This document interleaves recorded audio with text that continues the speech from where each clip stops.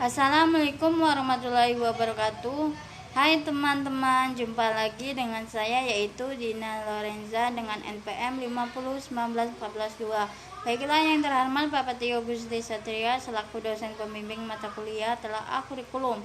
Oke, pada pertemuan yang ke-6 ini kita akan membahas standar kompetensi lulusan dan standar isi kependidikan.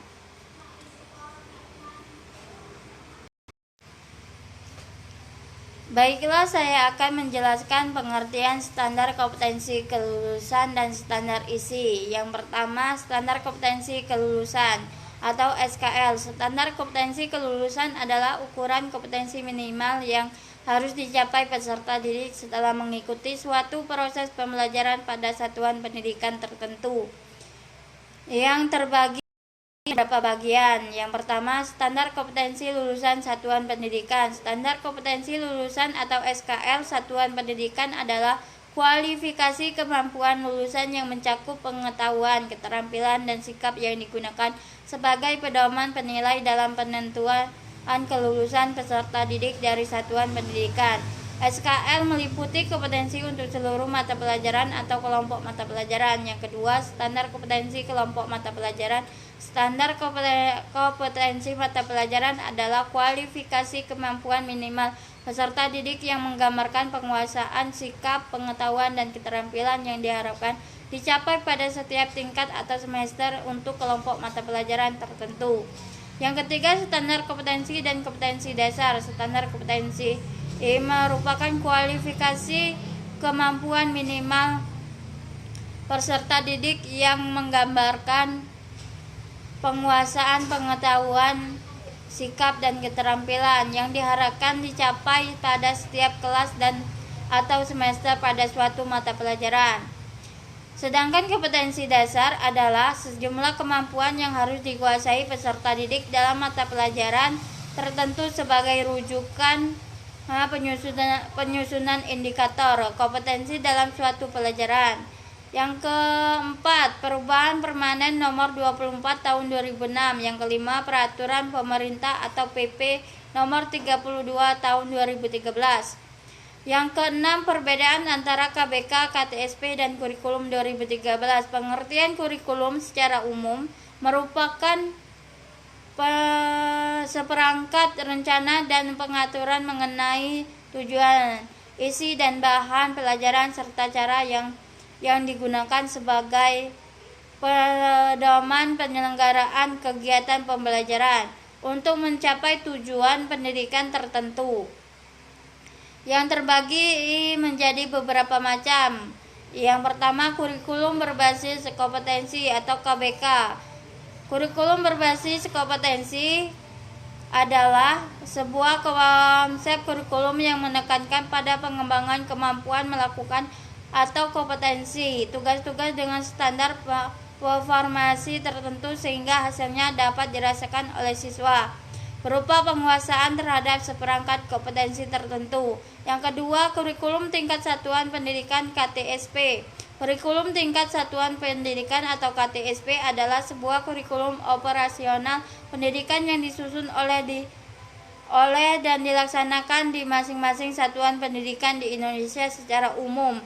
Tujuan diterapkannya KTSP adalah untuk mendirikan dan memberdayakan satuan pendidikan melalui pemberian kewenangan otonomi kepada lembaga pendidikan. Sedangkan secara khusus diterapkan KTSP-nya adalah untuk yang pertama meningkatkan mutu pendidikan melalui kemandirian inisiatif sekolah dalam mengembangkan kurikulum, mengelola dan memberdayakan sumber daya alam yang tersedia. Yang kedua, meningkatkan kepedulian warga sekolah dan masyarakat dalam mengembangkan kurikulum melalui pengambilan keputusan bersama. Yang ketiga, meningkatkan kompetensi yang sehat antar satuan pendidikan tentang kualitas pendidikan yang akan dicapai. Yang kedua, kurikulum 2013. Sedangkan kurikulum terbaru saat ini yang digunakan di Indonesia yaitu kurikulum tahun 2013, di mana kurikulum ini lebih mirip dengan kurikulum berbasis kompetensi. Perbedaan antara KBK, KTSP, dan kurikulum 2013 yaitu KBK 2004. Yang pertama, standar kompetensi lulusan diturunkan dari standar isi. Yang kedua, standar isi diturunkan dari standar kompetensi lulusan mata pelajaran. Yang ketiga, pemisahan antara mata pelajaran pembentuk sikap, pembentuk keterampilan, dan pembentuk persatuan. Yang keempat, kompetensi diturunkan dari mata pelajaran. Yang kelima, mata pelajaran lepas satu dengan yang lain seperti sekumpulan mata pelajaran terpisah. Yang keenam, pengembangan kurikulum sampai pada silabus. Yang ketujuh, tematik kelas 1 dan 2 mengacu mata pelajaran. Sedangkan KTSP 2006, yang pertama, pada KTSP sekolah diberikan keluasan dan untuk mendelegasikan seluruh isi kurikulum melihat karakter dan potensi lokal KTSP, tetap menekankan kompetensi akan tetapi lebih dikerucutkan lagi dalam operasional dan implementasinya di sekolah. Yang kedua, standar kompetensi lulusan diturunkan dari standar isi. Yang ketiga, standar isi diturunkan dari standar kompetensi lulusan mata pelajaran. Yang keempat, pemisahan antara mata pelajaran pembentuk sikap, pembentuk keterampilan, dan pembentuk pengetahuan. Yang kelima, kompetensi diturunkan dari mata pelajaran. Yang keenam, pelajaran lepas satu dengan yang lain seperti sekumpulan mata pelajaran terpisah. Yang ketujuh, pengembangan kurikulum sampai pada kompetensi dasar. Yang kedelapan, tematik kelas 1 sampai 3 mengacu mata pelajaran. Sedangkan kurikulum 2013, standar kompetensi. Yang pertama, standar kompetensi lulusan diturunkan dari kebutuhan masyarakat. Yang kedua, standar isi diturunkan dari standar kompetensi lulusan. Yang ketiga, semua mata pelajaran harus berkontribusi terhadap pembentukan sikap, keterampilan, dan pengetahuan.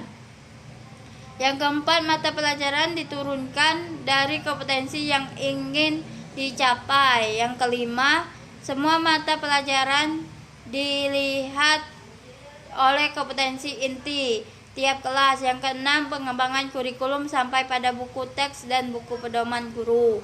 Yang ketujuh, tematik integratif kelas 1 sampai 6 mengacu kompetensi. Yang kedua, pengertian standar isi kurikulum pendidikan.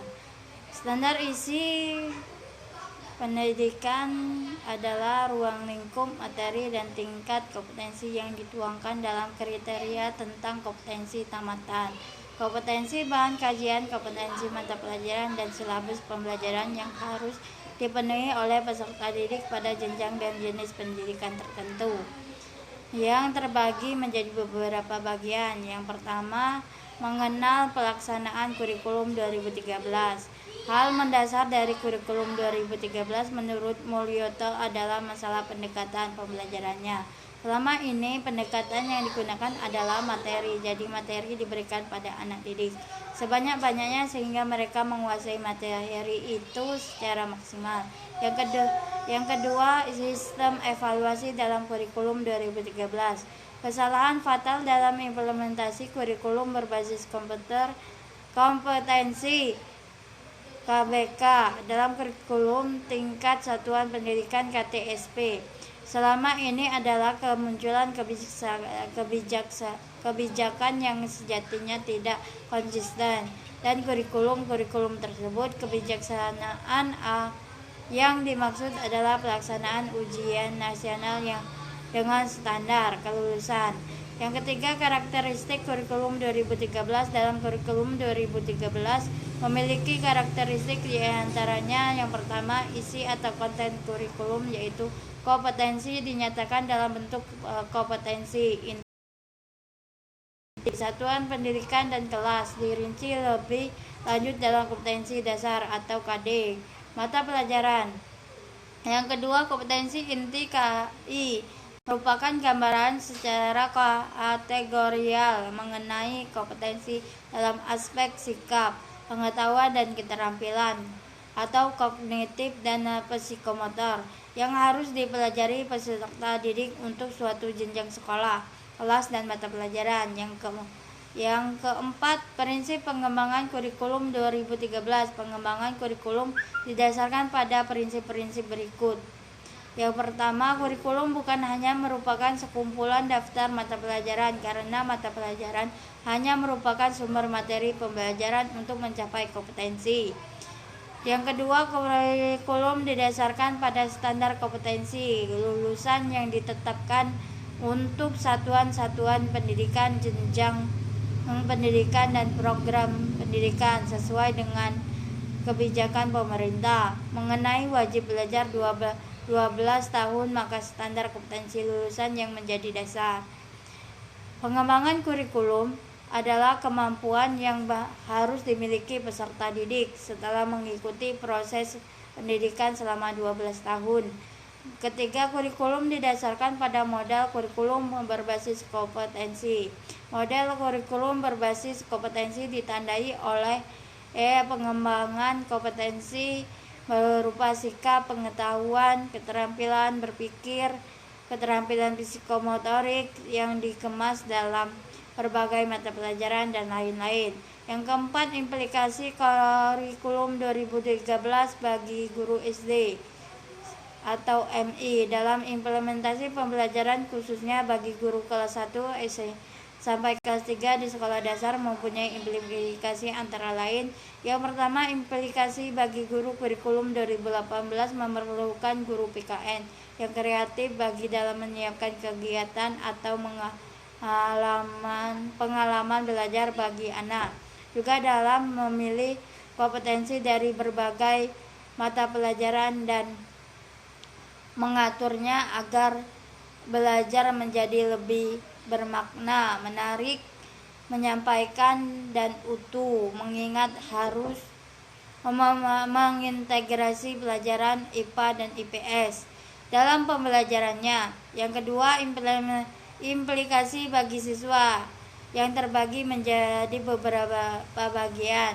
Yang pertama, siswa harus siap mengikuti kegiatan pembelajaran yang dalam pelaksanaannya dimungkinkan untuk bekerja baik secara individual, pasangan, kelompok kecil, ataupun klasikal. Yang kedua, siswa harus siap mengikuti kegiatan pembelajaran yang bervariasi secara aktif, misalnya melakukan diskusi kelompok, mengadakan penelitian sederhana, dan memecahkan masalah. Yang ketiga, implikasi terhadap sarana sumber belajar dan media yang terbagi menjadi beberapa bagian juga. Yang pertama, pembelajaran tematik. Yang kedua, pembelajaran ini perlu memanfaatkan berbagai sumber belajar baik yang sifatnya didesain secara khusus. Yang ketiga, pembelajaran ini juga perlu mengoptimalkan penggunaan media pembelajaran yang bervariasi sehingga akan membantu siswa dalam memahami konsep-konsep yang abstrak. Yang keempat, penerapan pembelajaran tematik di sekolah dasar masih dapat menggunakan buku ajar yang sudah ada saat ini untuk masing-masing mata pelajaran, dan dimungkinkan pula untuk menggunakan buku suplemen khusus yang memuat bahan ajar yang terintegrasi. Yang keempat, implikasi terhadap pengaturan ruangan dalam pelaksanaan kegiatan pembelajaran tematik perlu melakukan pengaturan ruang agar suasana belajar menyenangkan. Pengaturan ruang tersebut meliputi ruang perlu ditata disesuaikan dengan topik yang sedang dilaksanakan. Susunan bangku peserta didik dapat berubah-ubah disesuaikan dengan keperluan pembelajaran yang sedang berlangsung. Ketiga, peserta didik tidak selalu duduk di kursi, tetapi dapat duduk di tikar atau karpet. Yang keempat, kegiatan hendaknya bervariasi dan dapat dilaksanakan baik di dalam kelas maupun di luar kelas. Yang kelima, dinding kelas dapat dimanfaatkan untuk memajang hasil karya peserta didik dan dimanfaatkan sebagai sumber belajar. Yang kedua, Kelebihan kurikulum 2013, yang pertama, kurikulum 2013 menggunakan pendekatan yang bersifat alamiah, kontekstual, karena berfokus dan bermuara pada hakikat peserta didik untuk mengembangkan berbagai kompetensi sesuai dengan kompetensinya masing-masing. Dalam hal ini, peserta didik merupakan subjek belajar dan proses belajar berlangsung secara alamiah dalam bentuk bekerja dan mengalami berdasarkan kompetensi tertentu, bukan transfer pengetahuan. Yang kedua, kurikulum 2013 yang berbasis karakter dan kompetensi boleh jadi mendasari pengembangan kemampuan-kemampuan lain, penguasaan pengetahuan dan keahlian tertentu dalam suatu pekerjaan, kemampuan memecahkan masalah dalam kehidupan sehari-hari, serta pengembangan aspek-aspek kepribadian optimal berdasarkan standar kompetensi tertentu. Ketiga, ada bidang-bidang studi atau mata pelajaran tertentu yang dalam pengembangannya lebih cepat menggunakan pendekatan kompetensi, terutama yang berkaitan dengan keterampilan. Yang keempat, lebih menekankan pada pendidikan karakter selain kreatif dan inovatif.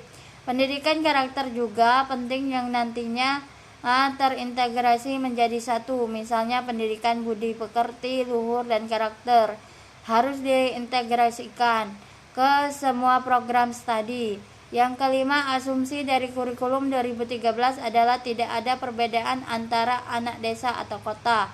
Seringkali anak di desa cenderung tidak diberi kesempatan untuk memaksimalkan potensi mereka. Ya, kelemahan kurikulum 2013. Pemerintah seolah melihat semua guru dan siswa memiliki kapasitas yang sama dalam kurikulum 2013. Guru juga tidak pernah dilibatkan langsung dalam proses pengembangan kurikulum 2013. Yang kedua, tidak ada keseimbangan antara orientasi proses pengembangan dan hasil dalam kurikulum 2013.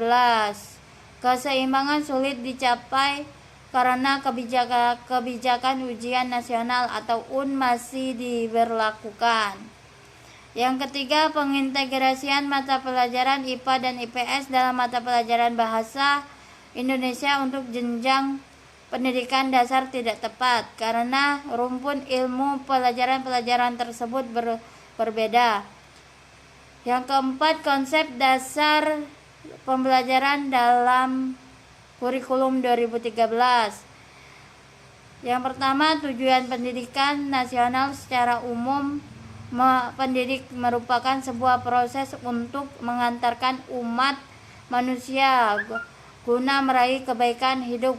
Yang kedua, konsep kurikulum terintegrasi. Kurikulum terintegrasi merupakan sebuah sistem dan pendekatan pembelajaran yang melibatkan beberapa disiplin ilmu atau mata pelajaran atau bidang studi untuk memberikan pengalaman yang bermakna dan luas bagi anak didik. Arti bermakna yaitu anak didik akan memahami konsep-konsep yang mereka pelajari secara utuh dan realistis. Yang ketiga, kurikulum integrasi, saintek dan imtek. Istilah saintek merupakan perpaduan antara sains, ilmu pengetahuan, dan teknologi. Sains dan teknologi ini tidak dapat dipisahkan satu sama lain karena sains sedangkan teknologi merupakan aplikasi sains. Sains diartikan himpunan pengetahuan manusia tentang alam yang diperoleh sebagai konsensus para pakar, sedangkan istilah imtek merupakan perpaduan antara iman dan takwa, yaitu gambaran karakteristik nilai-nilai keagamaan atau keislaman yang harus dimiliki oleh setiap muslim. Imtek merupakan kepercayaan, pemahaman, sikap, perasaan, dan perilaku yang bersumber dari Al-Quran dan hadis. Yang kelima, metode pembelajaran dalam kurikulum 2013 dapat dilakukan dengan oleh guru. Yang pertama metode ceramah, yang kedua metode tanya jawab. Baiklah, sekian, terima kasih penjelasan dari saya, semoga bermanfaat bagi kita semua. Saya tutup. Assalamualaikum warahmatullahi